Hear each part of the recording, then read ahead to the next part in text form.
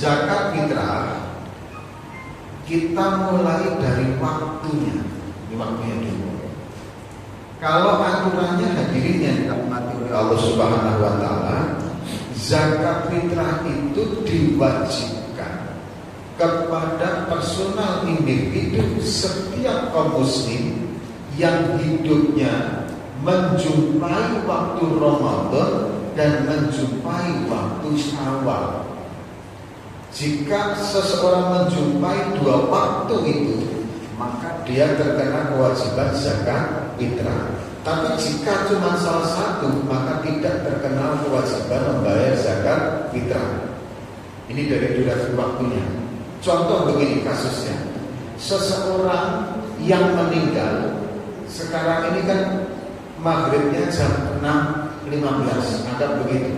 Ada orang yang meninggal jam 6.30 pas malam hari raya, maka hadirin orang ini adalah terkena kewajiban zakat fitrah karena dia hidup di zaman Ramadan dan juga hidup di zaman Syawal.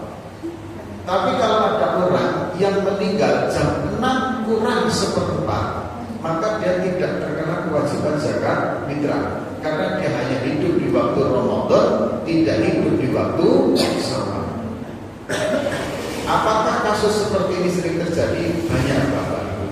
Ada yang meninggal di tanggal 25 Ramadan, tanggal 26 Ramadan.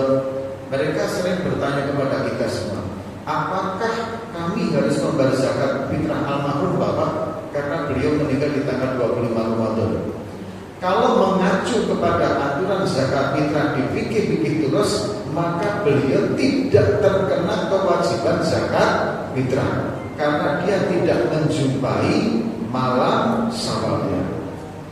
Pokoknya kalau tidak menjumpai Syawal, dia hanya menjumpai Ramadan saja, dia tidak terkena zakat fitrah. Atau yang dia menjumpai Syawal saja tapi nggak menjumpai Ramadan, ini juga tidak berkenan membayar zakat fitrah. Contoh, anak yang lahir di jam 6.30 malam takbiran, maka dia tidak terkena kewajiban zakat fitrah karena dia tidak menjumpai Ramadannya. Kecuali kalau dia lahir asar di hari terakhir puasa, maka dia kemudian hidup sampai masuk Syawal, sampai melewati maghrib, maka dia wajib kena zakat fitrah karena dia menjumpai Ramadan juga menjumpai Syawal. Ini untuk kasus waktunya. Kemudian yang kedua, hadirin yang dirahmati oleh Allah SWT, apanya ini Bapak Ibu, kadar apa? Timbang beratnya. Nah, ini beratnya mulai sekarang ini ada yang 2,4, ada 2,5, ada 2,7, ada yang 3,8, macam-macam Pak pendapatnya ini. Nah, kasus simpul terjadinya perbedaan itu di sini Bapak Ibu. Jadi Rasulullah SAW ini bersabda, zakat al-fitri min Ramadan al-nas so'an min sya'rin al-tamrin. Jadi hadirin yang dirahmati Allah Subhanahu wa taala, zakat fitrah itu satu sok beratnya itu Bapak Ibu. Kadar setiap orang zakat fitrahnya itu satu sok. Satu sok itu 4 mud. Jadi satu sok itu kayak timbang, kayak literan gitu loh, kayak literan itu ukurannya satu sok itu 4 mud. Rasulullah kalau berwudu itu 1 mud, tapi kalau mandi itu 1 sok. Air yang dipakai cuma segitu Pak, saking iritnya, saking hematnya. Nah, jadi kita lanjutkan. Nah, 1 mud itu dikonversi ke berat, itu terjadi perbedaan Pak, tergantung masa jenis daripada barangnya.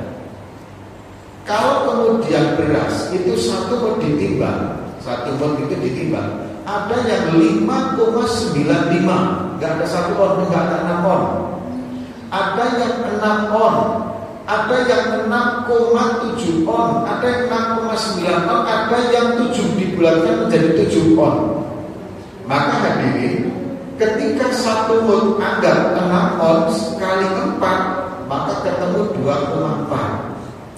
Ketika 1 mud itu anggap 7 on, maka 7 kali 4 ketemu 2,8. Ini yang terjadi perbedaan berat ukuran setiap zakat fitrah. Nah hadirin, karena terjadi perbedaan-perbedaan ini di Indonesia mengacu kepada PMA, Peraturan Menteri Agama, itu sudah zaman SBY dulu Pak, sampai sekarang masih berlaku. Itu adalah di angka beratnya 2,5 kg di Indonesia ini. Maka ketika sudah ada keputusan ulil amri, terangkatlah yang namanya ikhtilaf.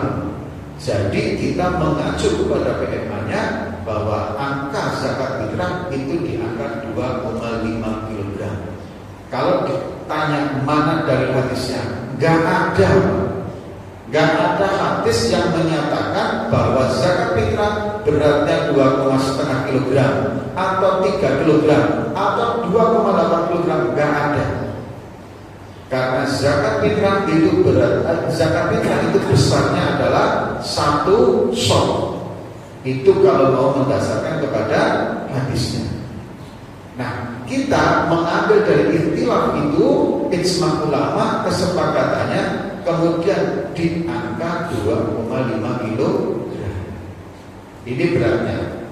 Nah, memang hadirin, zakat fitrah itu kalau di Arab itu zaman Rasul itu nggak cuma 1 sok Pak. Bahkan dalam kitab fikih itu ukuran begini Bapak Ibu. Ukuran ini saja. Jadi petugas kami datang. Assalamualaikum, waalaikumsalam. Pak mau bayar zakat fitrahnya kapan Pak? Sekarang Pak, misalkan ditagih. Itu orang masuk ke dalam rumah kemudian beliau mengambil cuma segini aja Pak. Misalkan ini kurma, dia ginikan 1 jiwa. 2 jiwa cuma gini aja, ukurannya itu saking mudahnya gitu loh.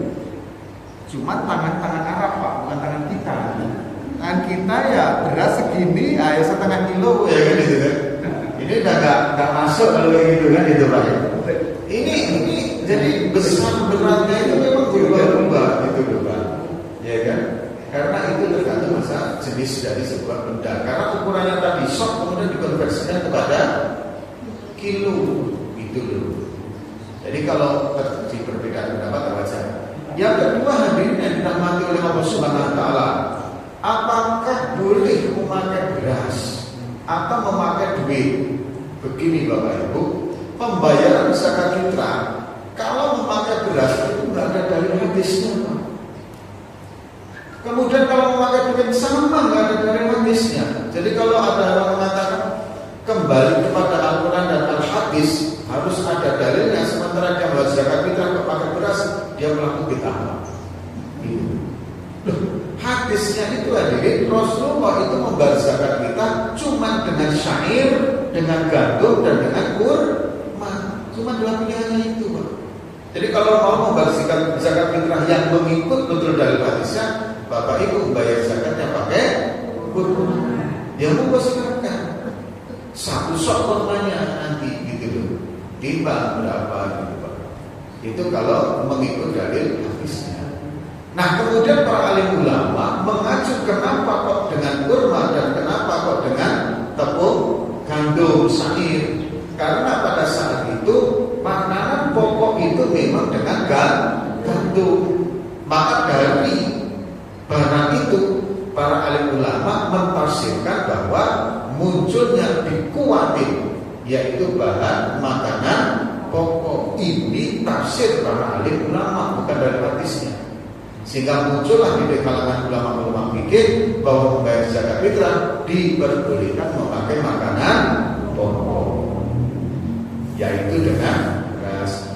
Mana ada di dalam kota sana Mekah kok kemudian makan membayar zakat pakai sagu gitu ya, kan ada. Sagu ya di Indonesia Timur kan gitu Pak ya. Nebak pokok dulu baru kemudian ditolak gitu Pak. Nah ini yang dirahmati oleh Allah SWT, kita lanjutkan. Lantas bagaimana munculnya dengan dana, dengan uang, diganti dengan uang? Begini Bapak Ibu, kalau mengacu kepada fikih-fikih lama, fikih-fikih tradisional, tidak diperbolehkan mengganti zakat fitrah yang memakai dikuatihi itu dengan bahan dikuatan, dengan makanan pokok itu diganti dengan uang. Gak boleh, gak sah. Ambil dalam kitab Fathul Mu'in juga gak sah, Fathul Qorib juga gak sah. Kifayatul Akhyar juga nggak menyebutkan bisa diganti dengan uang. Jadi kalau mengacu kepada mazhab Syafi'iyah, jumhurnya, masyhurnya itu tidak boleh diganti dengan uang. Namun hadirin yang dirahmati oleh Allah Subhanahu wa taala, kalau mengacu kepada mazhab Hanafi boleh memakai uang. Tapi timbangannya tidak 1/4 tadi, menjadi sekitar 3,8 kilogram. Nah hadirin, apakah ada mazhab Syafi'iyah yang membolehkan? Ternyata setelah kita cari ada pendapat salah seorang ulama di dalam mazhab Syafi'i yang membolehkan memakai uang dan beratnya juga memakai ukuran berat mazhab Syafi'i yang 1/4 tadi. Maka kemudian hadirin, diambillah karena terjadi ikhtilaf itu di dalam fikih kontemporer, maka kemudian diambillah pendapat yang dibolehkan memakai uang, beratnya mengacu kepada PMA. Kalau fatwa MUI sekarang itu beratnya 2,7, boleh juga diganti dengan uang. Itu Bapak MUI. Makanya nanti Bapak Ibu kalau ada orang yang berbeda pendapat, saya mau 2,7, ya monggo. Ini fatwa MUI 2,7, iya monggo silakan. Tapi saya mau yang kalau diganti uang itu harus dengan ukuran mazhab Hanafiyah 3,8, ya monggo silakan. Tapi kalau ibu bapak mau memakai yang aturan 2,5 mengacu kepada PMA, ya monggo silakan. Bisa diganti dengan uang, ya bisa, monggo silakan. Ini karena terjadi perbedaan ikhtilaf segini banyak, akhirnya sebuah kesimpulan mana yang akan kita ambil dan mana yang akan kita jalani. Nah ini cuma ada beberapa akad yang memang harus dibetulkan. Bagaimana proses akadnya? Ini tuh Pak ya. Untuk pembayaran zakat fitrah atau zakat mal atau zakat profesi itu ini poinnya di sini. Tidak diwajibkan pengucapan lafal niat, itu tidak wajib. Niat itu cukup di dalam hati.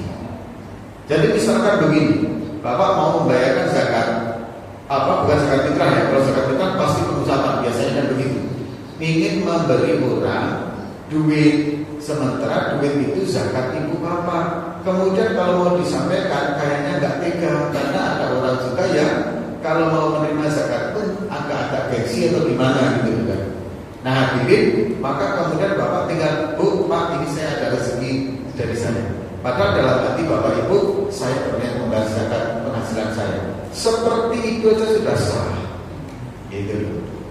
Tapi alangkah bagusnya kalau diucapkan. Habis diucapkan, kemudian ambil mendoakan di lintas gunung alaiha itu Pak, ya kan? Supaya hatinya tenang. Itu memang ada dari Al-Qur'annya. Jadi misalkan begini, mendoakannya itu untuk zakat fitrah diri sendiri. Nawaitu an ukhrija zakatal fitri an nafsi. Kan itu untuk diri sendiri. Kalau mewakilkan, kalau memang kita mau jamak, nawaitu an ukhrija zakatal fitri an iyalihi nafaqatuha ilaihi. Ilaina ani. Jadi saya membayar zakat fitrah untuk diri sendiri dan keluarga yang menjadi tanggung jawab nafkah saya. Itu kalau mau dijamak. Atau singkatnya begini, nawaitu an ukhrija zakat fitrah nafsi wa iyalihi. Saya berniat membayar zakat fitrah diriku beserta dengan keluargaku. Kita sebutkan satu-satu boleh. Tapi kalau mau yang lebih terperinci ya, nawaitu an ukhrija an nafsi, sebut nama kita. Kemudian an zauji, kalau yang membayar ibu membayarkan zakat suaminya.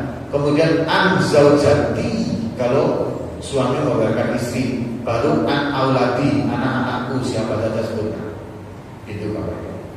Kemudian hadirin, siapa yang berkewajiban membayarkan zakat fitrah? Yang berkewajiban membayarkan zakat fitrah adalah orang yang bertanggung jawab mencarikan nafkah, orang yang bertanggung jawab memberikan nafkah. Kalau keluarga ya suaminya. Bolehkah seorang istri membayarkan zakat suaminya? Boleh, asal istrinya ridho. Tapi mohon maaf, yang berkewajiban harus suaminya sebenarnya. Jadi memang seperti itulah kehidupannya Bapak Ibu. Istri itu kalau punya duit memang milik istri sendiri gitu. Kalau memang mau dibagi kepada suami ya harus dengan izin istrinya. Kalau istrinya nggak mengizinkan boleh. Bapak punya mobil 2, ya kan? Yang satu punya istri, yang satu punya bapak. Istri mau pakai mobil bapak, sudah seharusnya bapak memberikan kendaraan yang layak untuk istrinya. Tapi kalau bapak mau pakai mobil istrinya, harus minta izin dulu. Pinjam mobilnya yang harus begitu. Memang laki-laki seperti itu. Cuma keuntungannya laki-laki itu boleh poligami gitu loh, Pak. Ya kan itu. Cuma ada itu Bapak Ibu, tapi boleh mati. Cuma ya tadi itu Bapak Ibu, gini Bapak Ibu. Perempuan itu kalau betul-betul dijalankan nafkah syariatnya, tidak ada perempuan yang tidak mau dipoligami. Kalau betul-betul dijalankan syariatnya. Tapi laki-laki kalau dijalankan betul syariatnya, tidak ada laki-laki yang siap untuk poligami. Gitu, contoh misalkan begini. Betul Pak ya. Sekarang begini Bapak Ibu. Laki-laki ini pokoknya banyak lah. Ini masalah ini main waktu aja lah Pak ya kan itu kan. Nanti panjang malah nggak sampai ke zakat profesi. Ini kalau zakat fitrah itu sudah habis waktunya. Kemudian untuk zakat fitrah itu siapa yang berhak mendapatkannya? Hadirin begini, ada 2 pendapat yang bisa dikompromikan. Yang pertama begini, Rasulullah bersabda dalam hadisnya bahwa yang menerima zakat fitrah itu fuqara wal masakin, agar pada hari raya senang. Hanya khusus untuk fuqara wal masakin. Maka kalau ada yang berpendapat amil tidak boleh mengambil bagian dari zakat fitrah, monggo silakan. Memang jenengan berpendapat seperti itu berdasarkan dari hadis bahwa zakat fitrah hanya untuk fakir dan miskin. Monggo silakan, jalan. Saya pernah Pak jumpa dengan kawan hadirin, dia kencang sekali. Pokoknya amil tidak boleh mengambil bagian zakat fitrah. Setuju saya. Silakan sampai jalani itu. Tapi pendapat itu nggak saya pakai. Dalilnya apa Pak Ustaz?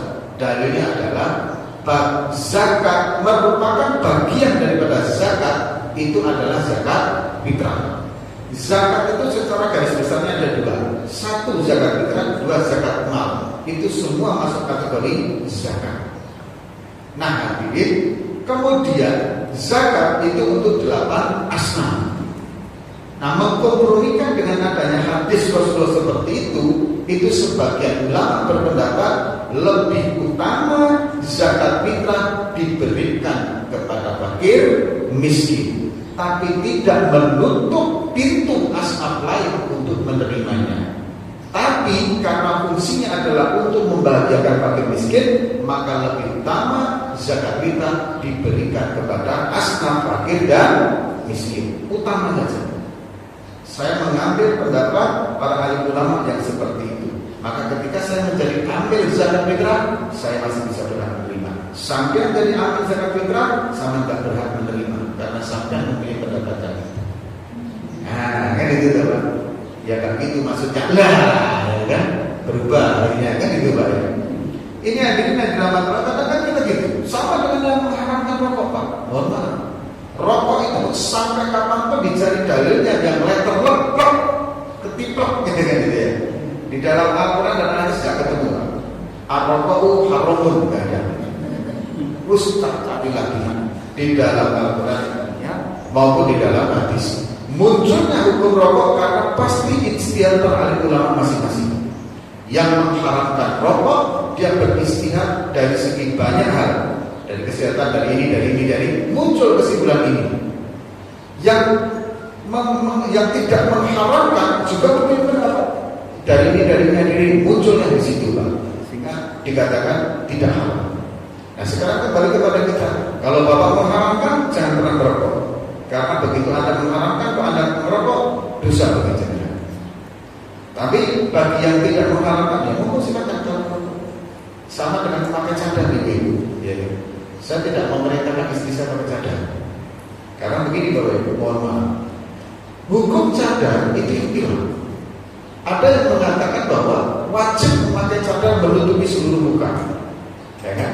Kemudian pendapat yang kedua, nampak mata sebelah kiri. Jadi cadarnya itu semua menceng kayak gitu. Satu ya. Ada yang begitu ada. Pendapat yang ketiga diperbolehkan mata. Pendapat yang selanjutnya diperbolehkan wajah. Saya tidak mau perintahkan istri saya, terserah kamu mau pakai cadar boleh nggak pakai cadar boleh. Kenapa? Kalau sudah saya perintahkan hukum memakai cadar bagi istri saya menjadi wajib. Makanya Bapak Ibu Bapak kalau saya suka merintahkan istri sholat duha, di sholat duha kalau Bapak perintahkan istri harus wajib sholat. Nah kalau bisa, ya sholat duha, saran gitu loh Pak. Jangan perintah, ya kan? Bapak mau perintah kasih istri kita, ya kan? Gitu, kan? Karena mentaati suami selagi perintahnya itu tidak melanggar aturan syar'i adalah wajib. Wajibnya apa? Wajib taat kepada suami, ya kan? Itu kok ya. Jadi ini memang ini namanya kecerdasan spiritual. Kadang sahabat ibadah yang muncul dalam diri kita kadang mengalahkan kecerdasan kecerdasan spiritual kita. Contoh begini Bapak Ibu, ya kan? Kadang kita ini Pak,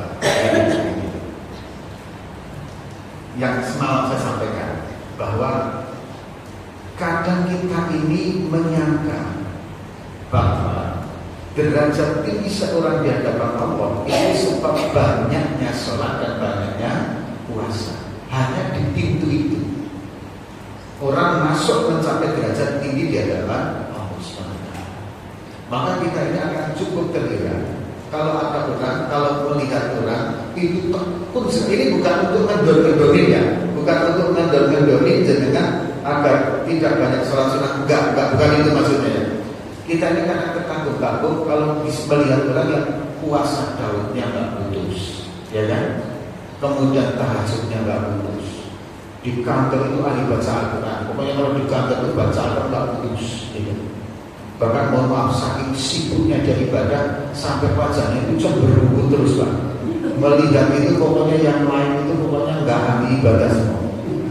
Baik, ini mohon maaf. Kalau ada yang mohon maaf ya saya nggak nyindir dengan tidak ya kan. Cuman ada sebagian orang yang karena fokus ibadah itu mukanya itu jadi cemberutnya luar biasa. Melihat kemungkaran itu ya Allah. Kadang yang lain dianggap mungkar. Hidup kok ketawa terbahak-bahak nggak bisa. Assalamualaikum salam. Saya kok nggak kuat kalau kayak gitu lah ya kan. Saya ini sukanya sebenarnya suka kuyon dengan apa ya. Tapi ada yang itu orang yang berdekat itu kita jangan antipati Pak. Memang Allah menciptakan gaya kita masing-masing Pak. Ada orang yang memang kalau berkat dibaca gini-gini ada, ya kan? Ada yang cuma biasa, ada yang menderit, ada orang itu perawakannya itu marah terus Pak. Ada Pak. Semua salah. Saya itu pernah umroh Pak. Ya, itu salah semua. Mutawifnya salah, kemudian pimpinannya salah, semua salah saja. Dan Pak, dalam ini Bapak cuma salah saja gimana ya? Marah terus bawahnya Pak. Ada yang stylenya memang seperti itu, ya kan? Nah, ini yang dirahmati oleh Allah. Begini, kembali kepada kita. Ternyata Bapak Ibu, banyak orang yang mencapai derajat tinggi di hadapan Allah itu tidak sebab karena banyaknya sholatnya, tidak juga sebab banyaknya puasanya, tapi disebabkan karena menebar kasih sayangnya. Hanya ada orang Bapak Ibu nggak punya beras, datang ke jenengan Pak, Bu nggak punya beras, ada beras nggak saya mau pinjam. Begitu ibu ngasih 5 kilo dibawa ke rumah, berapa orang yang bisa tersenyum dan tertawa kenyang gara-gara beras itu. Dan itu doa tulusnya mesti meluncur ke karuan. Sebab itulah banyak orang yang kemudian menuju tinggi derajatnya marifat di hadapan Allah. Itulah betul kasih sayang. Makanya Bapak Ibu kalau ngopi jangan segan-segan bayarin kawan. Tapi kalau dibayarin nggak merasa segan, nggak bagus, ya di stop juga ini kan. Ini sudah ngopi, kopinya dibayarin, rokoknya ngaduk lagi kan masalah. Nah hadirin hadirin yang dirahmati oleh Allah SWT, kita lanjutkan. Ini intermezzonya saja ya. Nah, siapa yang berhak mendapatkan zakat fitrah? Diutamakan fakir miskin, diutamakan. Tapi yang lain juga boleh mendapatkan. Itu untuk zakat fitrah. Nah, ini kita closing dulu untuk zakat fitrahnya karena sudah setengah jam ya. Nanti pertanyaan nanti silakan. Atau nanti kalau Bapak Ibu sambil mau bertanya juga silakan aja, langsung menuju jari. Kemudian hadirin untuk zakat profesi. Ini kita mulai bismillah. Dari awal dulu, ini dari awal sekali Pak, ikhtilafnya. Hadirin, yang pertama, sebagian kaum muslimin itu tidak mengakui adanya zakat profesi. Alasannya hadirin, zakat profesi tidak dikenalkan di zaman Rasulullah SAW. Tapi zakat profesi muncul di waktu zaman sahabat dan di waktu zaman kekhalifahan. Maka perbedaan pendapat pertama sudah terjadi. Ada yang mengakui adanya zakat profesi, ada yang tidak mengakui adanya zakat profesi. Jadi kalau Bapak Ibu jumpa dengan saya, mohon maaf, saya tidak mengakui adanya zakat profesi, silakan. Saya nggak bisa menutup dan tidak bisa menyalahkan. Kenapa? Karena memang zaman Rasul tidak muncul adanya wacana zakat profesi. Nah hadirin, tapi kemudian Pak Ustadz, kalau cuma berpendapat zakat yang letterlek zaman Rasul, maka akan ada banyak perkara yang tidak dizakati. Contoh, zakat pertanian, hasil pertanian yang dizakati itu zaman Rasul hanya mengacu kepada pertanian yang sifatnya biji-bijian saja, yaitu gandum, itu ada Pak zakat pertaniannya. Kemudian beras, ada zakat profesi, makanan pokok, makanan ada. Tapi perkebunan besar kayak perkebunan teh, perkebunan kelapa sawit, perkebunan kopi, perkebunan tebu, itu tidak terkena aturan zakat pertanian kalau mengacu zakat pertanian di zaman Rasul. Makanya dalam fikih kontemporer ini zakat-zakat yang lain termasuk zakat deposit, zakat saham dan sebagainya ada. Acuannya kepada kias-kias tadi Pak. Begitu juga zakat profesi.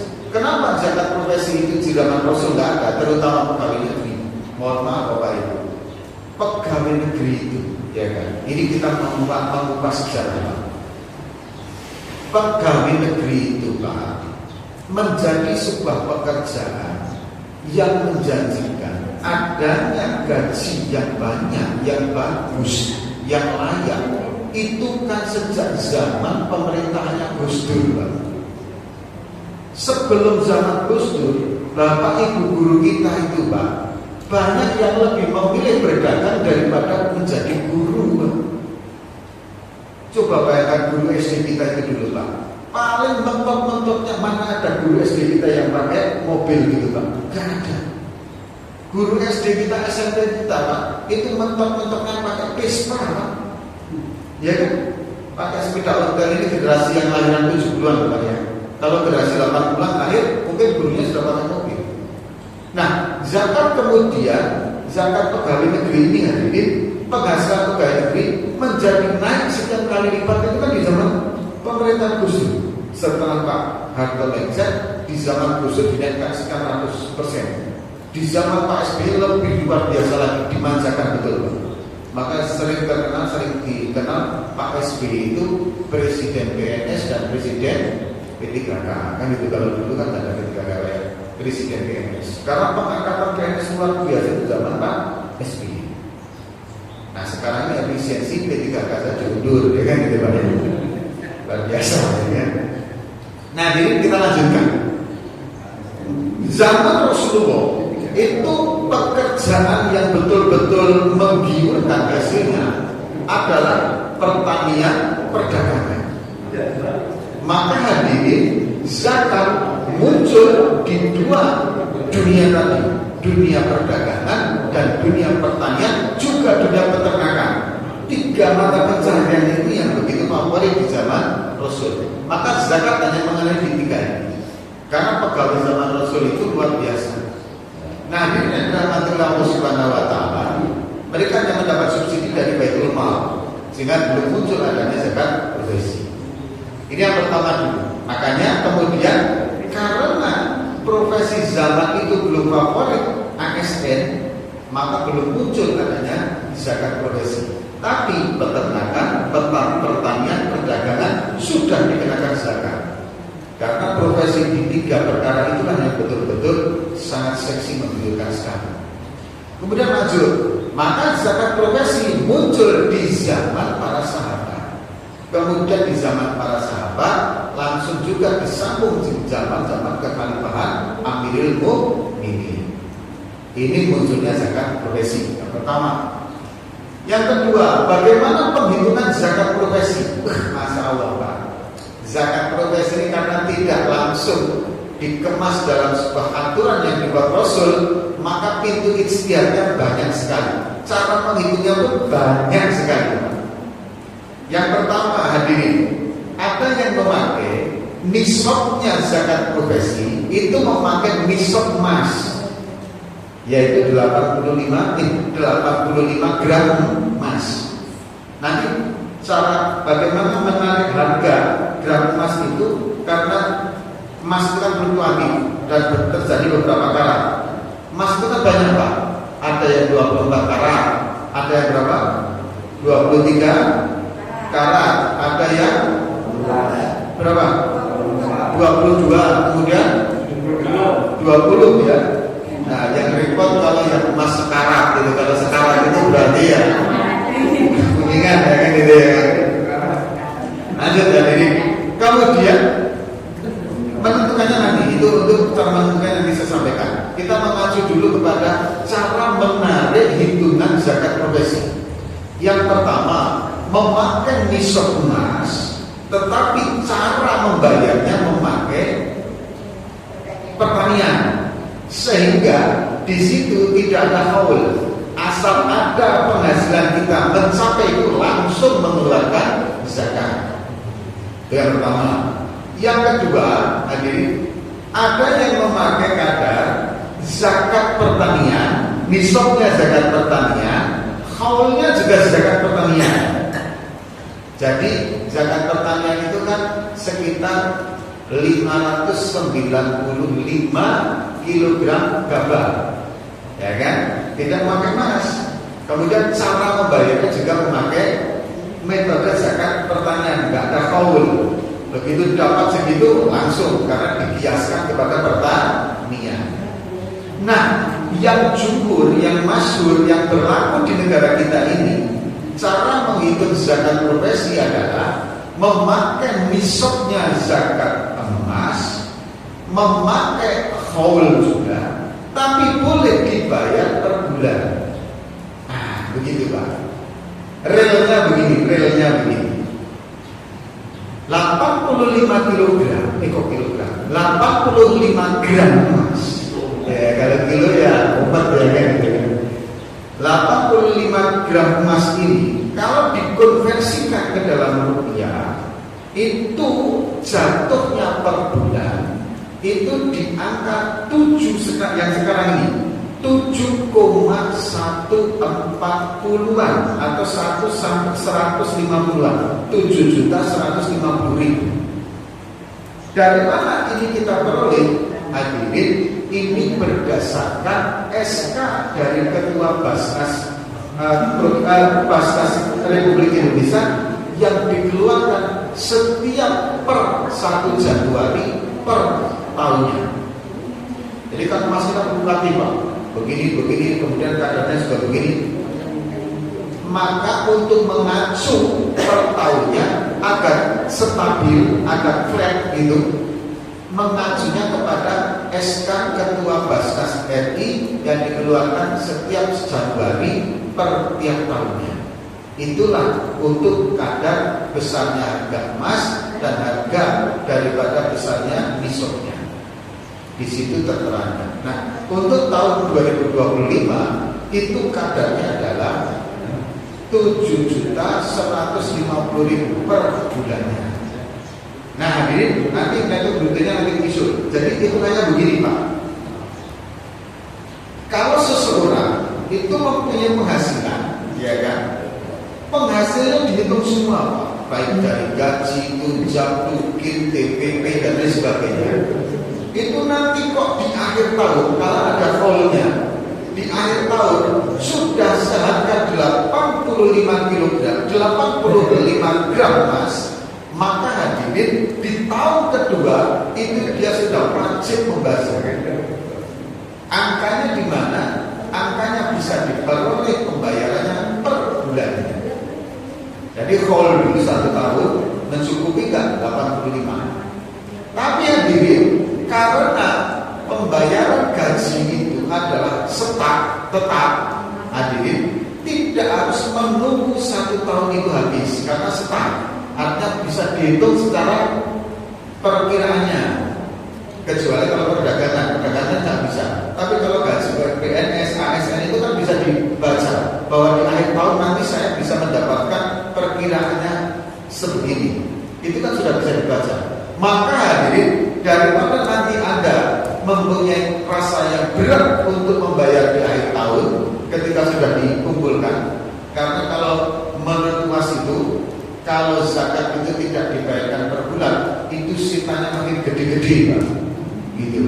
Begitu akhir tahun 5 juta Anda harus bayar zakat, begitu sitanya tipis masuk semua. Akhirnya jadi kita nggak membayar zakat. Makanya bayarlah zakat itu di per bulannya. Angkanya hadirin 7.150.000. Kemudian sekarang zakat dihitung neto atau bruto? Kan itu kan, neto atau bruto. Karena Pak, saya mau bayar zakat nih, tapi ketika nanti sudah dipotong angsuran ini asal tinggal 800.000. Kalau dipotong zakat juga mana uang saya kan itu Pak ya. Itu ya. Begini Bapak. Ada 2 pendapat. Monggo terserah dengan nanti mau pilih. Yang pertama, menurut fatwa MUI itu dihitung dari neto. Jadi begini Bapak, ini fatwa MUI-nya neto. Jadi begini. Penghasilan kita 1 bulan apa? Misalkan kayak saya nih Pak, penghasilan saya. Yang pertama adalah dari gaji yang ada di Basnas. Yang kedua ceramah-ceramah kayak gini, baik hari Jumat semua harus saya hitung Pak. Kemudian apalagi Pak? Nah, kalau ini mohon maaf, kalau punya para ustadz itu kan kadang sering dimintai air doa kan itu kan. Termasuk air tiup-tiup itu juga didata. Air tiup-tiup itu ya, karena itu kan termasuk Pak ya kan. Jangan lagi dari itu ketika ya kan itu kan. Karena saya sering sampaikan, ini mohon maaf Pak, kesadaran membayar zakat itu yang lemah justru di kalangan akademisi yang mempunyai pengetahuan zakat, termasuk kita ini lemah kita. Saya itu Pak, justru ketika sudah masuk Basnas saya tersadar, berarti saya kalau saya itu mungkin saya dapat kena kewajiban zakat kan gitu. Kita ini kan lemah kalau tidak berbicara zakat. Habis itu Bapak Ibu mohon izin, kalau bapak-bapak hitung gaji, kemudian tunjangan, kemudian perjalanan dinas, DPR dan lain sebagainya, apalagi tukin, apalagi Pak, pajak, pokoknya kita semua, uang makan, kemudian uang anak-anak itu ya, uang bensin dan lain sebagainya, itu kan menjadi penghasilan kita. Total semua per bulan kita dihitung berapa dulu Bapak? SPD ya, SPD dan lain sebagainya, pokoknya pendek, ya kan? Apalah ya kan? Kemudian ya kan, tapi yang haram, kalau yang haram nggak bisa. Kalau yang haram misalkan mohon maaf, ada orang mau ngurus apa-apa, kemudian kita ya, mohon maaf kalau mau cepat ya ada uang bensin panjang gitu, itu haram itu nggak masuk itu. Karena uang haram ini tidak ada kewajiban zakat. Enaknya kan, justru yang haram kewajiban zakat. Karena yang haram itu ada, cuma itu aja. Haram itu nggak ada zakat, tapi ada, cuma itu Pak. Makanya penghasilan pelacur dan lain sebagainya itu nggak kena zakat Pak. Sempat penghasilan pelacur kena zakat, berarti Islam terus dipelacuran kan itu ya. Jadi gini Pak, mohon maaf kalau saya memakai pelacur, kita ini Bapak Ibu, mohon maaf.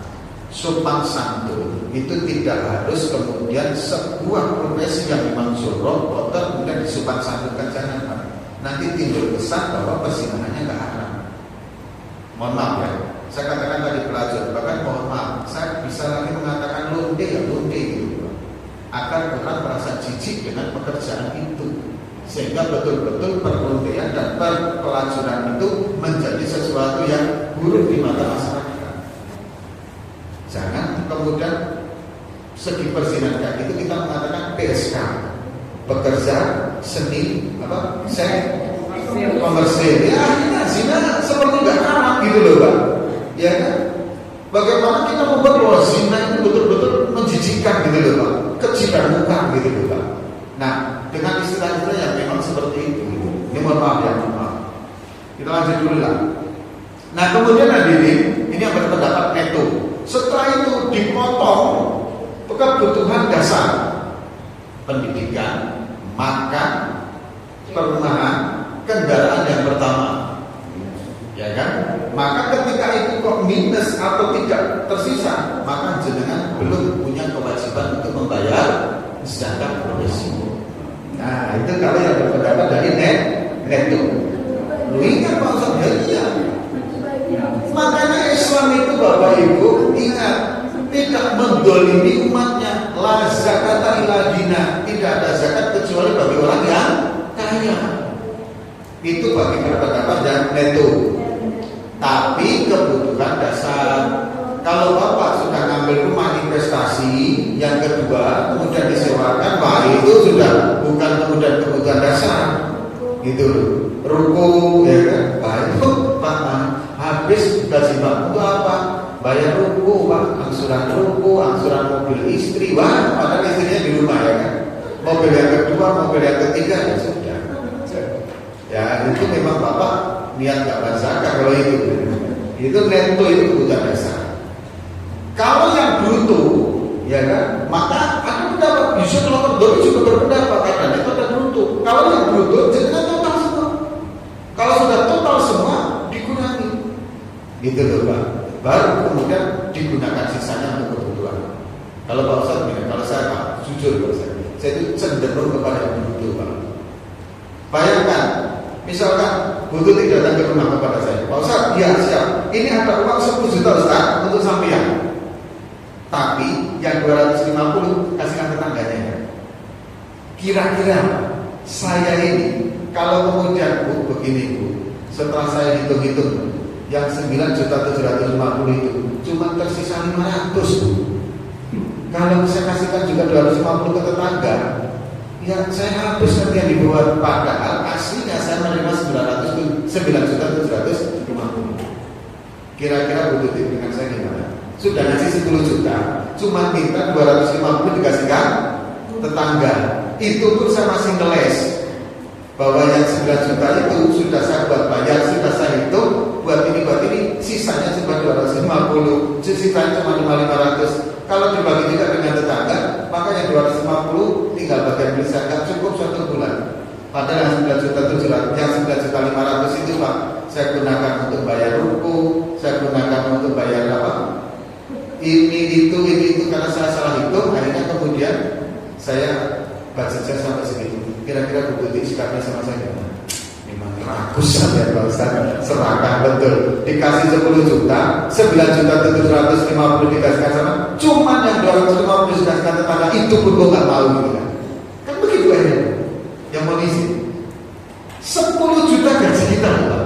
Hakikatnya 9.750 untuk kita. Kan cuma 25%. Sedangkan 10 juta kan cuma 250. Yang 250 itu yang dibagikan ke fakir miskin. Itu pun kita masih menghindar. Nanti kalau ditegur oleh Allah Subhanahu wa taala dengan sesuatu yang perkara yang tidak enak, baru kita dosa apa saya ya Allah? Saya kata saya nggak mau ditentukan ke dosa apa. Padahal Ibu Bapak, ada 10 golongan. Mohon maaf ini. Tadi kembali kepada kasih sayang tadi Bapak. Ada 10 golongan orang yang tidak diterima surat. Ya kan?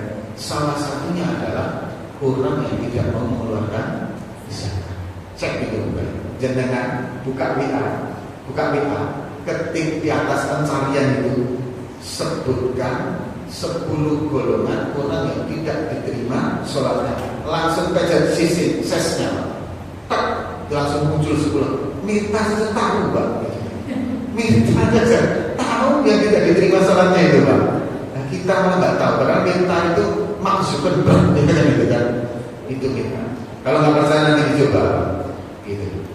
Pak Ustaz tetap saya sudah coba, Pak.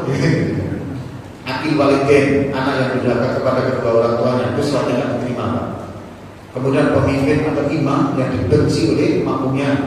Kemudian apalagi, Pak, yang berzina atau apa itu.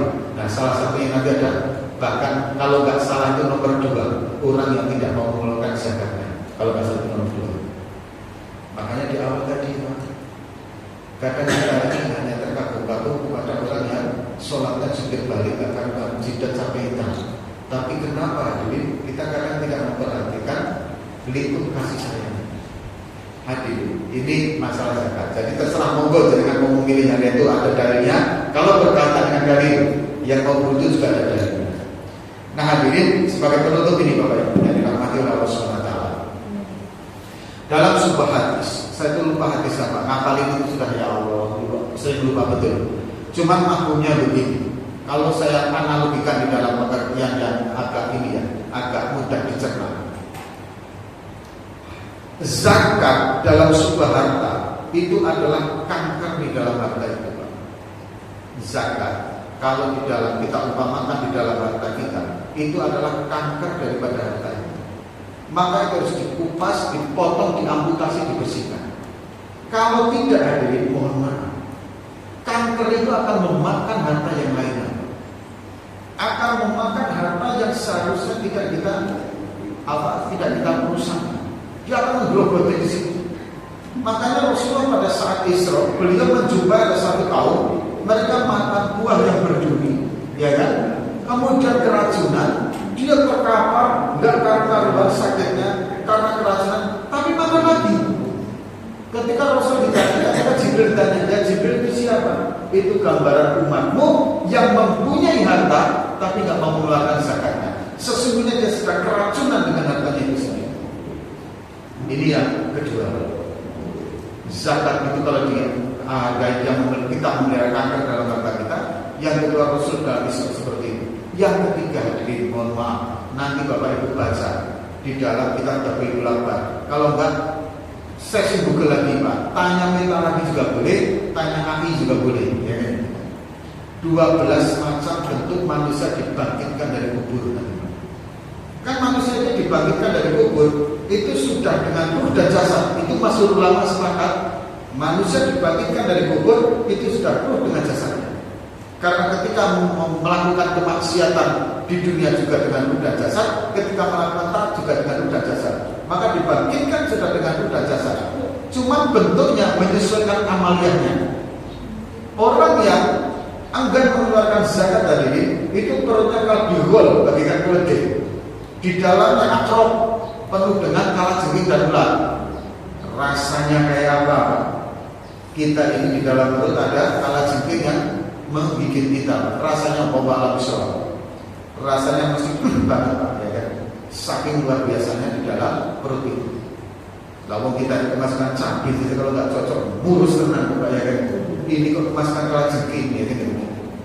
Nah kemudian hadirin, dalam hadis lain, pada saat nanti hartanya itu akan dijadikan ular sebesar leher unta yang melilit kepadanya akan dibawa nanti di hari kiamat. Harta yang tidak bisa. Itu luar biasa konsekuensi dari punya harta tapi nggak mau disakati. Dunia akhirat tadi dengan drama. Sholat pun jengkang-jengking percuma. Hanya sertakan gugur kewajiban, nggak diterima oleh Allah SWT. Masa takut sekali. Dan luar biasanya Pak, saya jumpai di bahasa itu Pak, baik mustahik maupun mustahik Pak, itu yang menghindar dari zakat atau yang pura-pura menjadi mustahik kemudian mau menerima zakat Pak, mohon maaf, konsekuensi yang luar biasa. Ada seseorang itu iri Pak. Jadi begini, saya pernah waktu saya di diskusi itu Pak, ada beberapa orang daerah itu kan terima zakat. Ketika kita survei memang betul-betul luar biasa Pak, sehingga berapa zakat. Nah yang satu ini Pak, itu sebenarnya tidak berhak menerima. Saya sore Pak, Tapi karena pengakuan dia yang terlilit hutang ini, hutang itu, hutang ini, hutang itu, ya ini kita masukkan ke goreng. Karena real sekali Pak. Lah kok betul Pak? Setengah tahun kemudian kami survei daerah itu, rumahnya semuanya sudah dijual habis. Sekarang kontrak Pak Mas Hasan. Begitu juga ini yang dirahmati Allah. Orang yang saya ini mohon maaf ya, ini ada faktor politik juga ya. Tapi ini internal aja. Saya curhat aja. Tapi kalau Bapak Ibu ya ini karena juga direkam ya kan, di live juga ya kan ya terus. Bilang pokoknya kowalam. Ini jadi guyonan. Gini Pak, ini. Juni itu mulai ada WA belanja di sebuah negeri puluhan, di sebuah negeri Wakanda, gitu aja ya Pak ya. WA berangkat itu ke semua kepala-kepala institusi yang ada di negeri itu. Mulai bulan Juni, arahan pimpinan tidak lagi pegawai institusi-institusi kita membayar zakat di lembaga ini. Tutup Pak di bulan Juli itu Pak. Arahan pimpinan tidak lagi membayar zakat. Ada ambilnya di situ, langsung bereaksi, buat surat teguran. Arahan ini melanggar regulasi dan melanggar syari. Tolong dicabut arahan ini. Kalau tidak nanti Allah menegur kita semua. Ternyata tidak dihindarkan. Zakat yang seharusnya cuma dipotong 2,5%, akhirnya suatu saat kemudian seluruh aparatur di situ dipotong 25%. Yang seharusnya cuma 2,5%, akhirnya dipotong 25%. Dalam batin para pelaku zakat, ya alhamdulillah pada 25%. Sempat Allah menegur yang lainnya, habis. Dan itu real Pak. Makanya hadirin dirahmati Allah, bapak-bapak segeralah membayar zakatnya. Cuma dipotong 2,5%. Daripada Bapak Ibu nanti dipotong 25%. Seperti cerita di negeri juga. Gitu. Daripada dipotong 25% nanti ya kan gitu ya. Lebih baik cuma dipotong 2,5%. Hadirin yang dirahmati Allah, inilah yang bisa kami sampaikan masalah zakat fitrah dengan zakat profesi. Semoga tidak ada pertanyaan karena waktunya juga sudah habis. Kita lanjutkan saja Pak. A'udzubillahi minasyaitonir rajim. Bismillahirrahmanirrahim. Alhamdulillahirabbil alamin. Allahumma shalli ala sayyidina Muhammad wa ala alihi wa sahbihi ajma'in. Allahumma ighfir lana dzunubana wa li walidayna wa li jami'il mu'minina wal mu'minat wal muslimina wal muslimat wal ahya'i minhum wal amwat. Allahumma ihdina siratal mustaqim siratal anbiya'i wal mursalin. Allahumma arina al-haqqa haqqan warzuqna ittiba'ah wa arina al-batila batilan warzuqna ijtinabah. Allahumma inna nas'aluka ilman nafi'an. Allahumma inna na'udzubika min ilmin la yanfa'. Rabbana atina fid dunya hasanah wa fil akhirati hasanah wa qina adzabannar. Wa sallallahu alaihi wasallam Muhammad wa ala alihi wasallam. Subhana rabbika rabbil izzati amma yasifun wa salamun ala mursalin walhamdulillahi rabbil alamin. Taqabbalallahu minkum. Hadirin